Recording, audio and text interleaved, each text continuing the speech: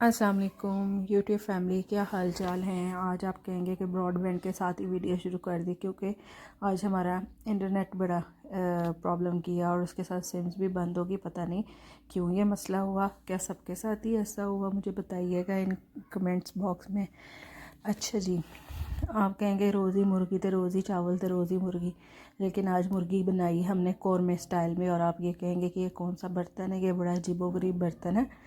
ये तो इसको तवा कहते हैं, जो कि मैं लेने के लिए बाज़ार गई थी, और इसको उल्टा तवा कहते हैं। इस पर रोटी बनानी, जो सूखी रोटी होती है, ये पुल्का जिसे कहते हैं, बनाना बहुत ही आसान है। शायद कुछ लोगों को मुश्किल लगे।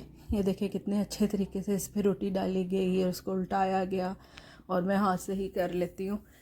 ये बहुत से लोगों के लिए उल्टा तवा एक नई चीज़ है, लेकिन इसके ऊपर फुल्का बहुत ही मज़े का बनता है। साथ ही मैं चिकन भी भून रही थी और साथ ही मैंने रोटियां भी बनानी शुरू कर दी थी कि साथ साथ ये काम भी हो जाए।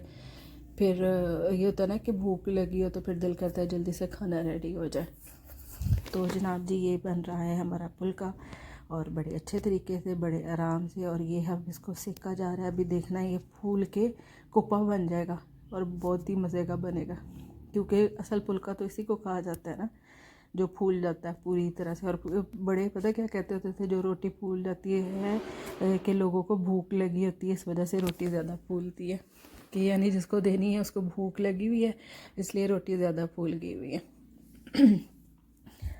ये देखे माशाल्लाह कितनी अच्छी रोटियां पक गई थी। तो हमने दोपहर को चिकन के साथ खा लिया। अब रात को प्रॉब्लम हो गई, क्योंकि रात को चिकन ख़त्म हो चुका था, थोड़ा ही पकाया। फिर मैंने सोचा कि इसके अंदर ही कुछ इजाफा किया जाए। मटर पड़े थे, ओपा कंपनी के मैंने रखे होते हैं, आपको पता नहीं। एक दफ़ा इसका वेजिटेबल पुलाव भी मैंने बनाया था, तो इसी के मटर मेरे पास फ्रीज़ किए हुए थे, वो निकाले, उनको अच्छी तरह से वॉश किया। एक फ्राई पैन में एक प्याज डाला, ऑयल डाला, और इसको हमने ब्राउन कर लिया, जिस तरह से पुलाव के लिए या चावल बनाने के लिए प्याज को ब्राउन किया जाता है।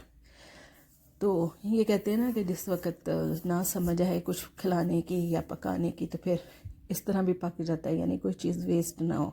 इसके अंदर मैंने बड़ी चीज़ों का इजाफा किया, बड़ी चीज़ें डाली जो कि फ्रीज़ की हुई थी, और सारा कुछ मिक्स कर करके और सारा कुछ ख़त्म करके मटरों वाला पुलाव पक गया। अब इस प्याज को किया लाइट ब्राउन। वही आपको पहले भी कहा जाता है ना कि इसको साड़ना नहीं है कि साड़ के काला स्याह हो जाए, लाइट ब्राउन ही रखना है इसको, इतना ज़्यादा नहीं करना।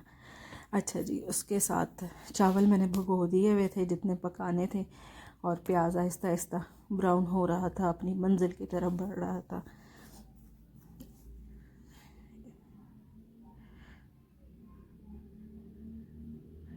इसको ब्राउन करते जाएं, हिलाते जाएं, मिलाते जाएं, मिक्स करते जाएं, चलता जाए।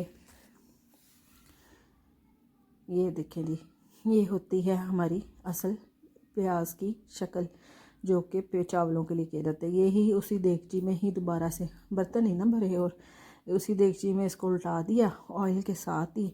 अब इसको चिकन को मैंने भूनना शुरू कर दिया। चिकन क्या था, 3-4 पीस ही रह गए हुए थे, बाकी तो ख़त्म हो चुके हुए थे। अब मैंने कहा ये मसाला भी ज़ाया जाना है, और ये नहीं होना कि ये सबको पूरा आ जाए। अब ये कुछ ना कुछ तो इसका, वो कहते हैं ना, निकालना ही था हल।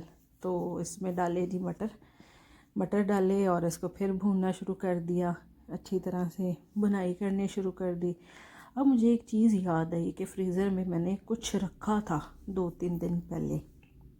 आपको याद है कि 3-4 दिन पहले या 2-3 दिन पहले मैंने, हाँ याद आया, इसमें तो मैंने शान बिरयानी मसाला भी ऐड किया था। वही ना, चस्कों के लिए हर चीज़ जो मिली, समझ आई, नज़र आई, वो इसमें मैंने डाल दी। इसके साथ फिर मैंने दोबारा से भुनाई शुरू कर दी कि अच्छी तरह से भुने जाएंगे, ताकि मटर भी गल जाए साथ।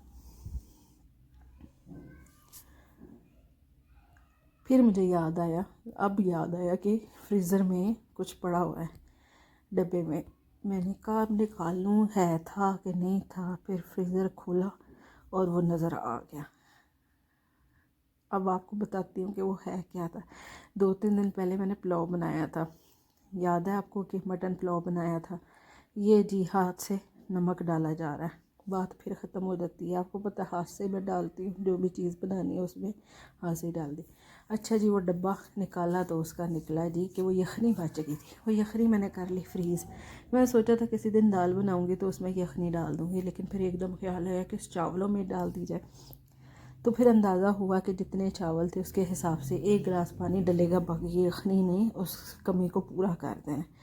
उसमें डाली और डालने के बाद इसको पका के ये देखें, उसके बाद मैंने इसमें डाल दिए चावल। चावल पहले भिगोए हुए थे तो टाइम की बचत हुई। ये देखिए कितना खूबसूरत रंग आया। ऊपर डाली इसके सब्ज़ मिर्चें डाल के तो इसको मैंने दम पे रख दिया। अच्छा जी, तो ये देखिए कितना कलर इतना खूबसूरत आ रहा है। ये है दम के ऊपर रख दिया मैंने पुलाव को दम पे रखने के बाद अच्छी तरह से, और जब इसको हिलाया जुलाया तो देखिए माशाल्लाह से कितने अच्छे इसका कलर और कितनी खूबसूरत चावल ना टूटे, अलग अलग सारे चावल थे और बहुत ही टेस्टी ये चावल पके। अच्छा जी, इसके साथ हुई दूसरी हांडी की तैयारी जो कि कल के लिए था। आपको पता है कि मैंने सुबह जाना होता है तो मैंने कहा इसको ज़रा हाफ़ डन कर लूँ। ये हुआ प्याज की कटाई, इसके अंदर ही मैंने लहसुन भी डाल लिया था और साथ ही इसको मैंने लाइट ब्राउन करना शुरू कर दिया। ये देखिए लहसुन साथ है, तो मैंने कहा दिखा दूँ आपको, डालते हुए तो दिखाया नहीं। अब आपको इसके साथ कई टमाटर भी पड़े नज़र आए होंगे, अगर आपने गौर से देखा वो फ्रीज़ किए हुए थे, तो मैंने बिल्कुल ही फ्लेम के पास रख दिए ताकि ये थोड़े से सॉफ्ट हो जाए और उसके ऊपर से मैं इसका ना छिलका उतार दूँ।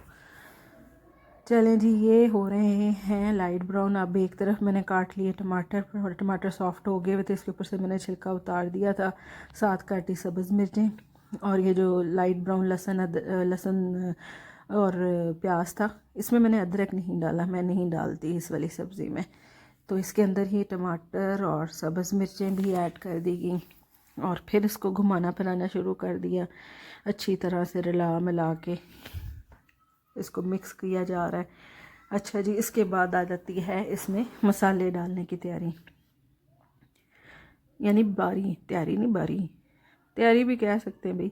अच्छा जी, इसमें डालेंगे हम सबसे पहले डलेगा इसके अंदर नमक डालेंगे, जो कि मैं हमेशा हाथ से ही डालती हूँ। ये आपको पता है सबको कि हाथ से जो मुझे मज़ा आता है डालने का, पता नहीं क्यों आदत पड़ गई हुई है कि हाथ से ही नमक डालें, और एक दफ़ा नहीं हर दफ़ा जो भी चीज़ बने ना 2 दफ़ा डाल ही देती हूँ।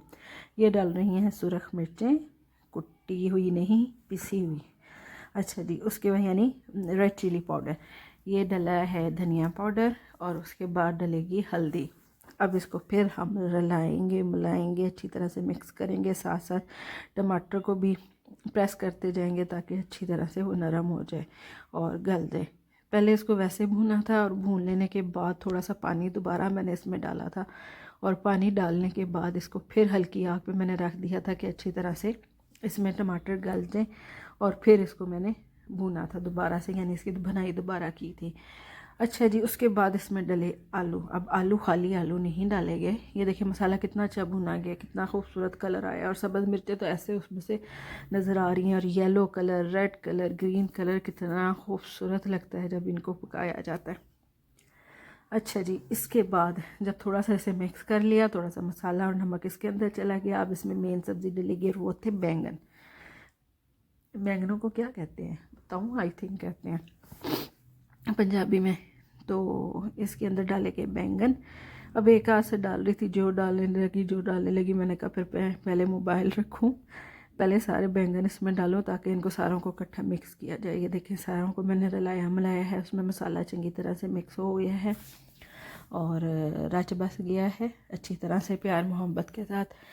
तो उसके बाद ये थे जी हमारे पुलाव की शक्ल, और उसके साथ खाए दही बल्ले, और ये था अगले दिन का खाना यानी बैंगन आलू, और उसके साथ ही जनाब जी देसी घी से चोपड़ी हुई रोटी।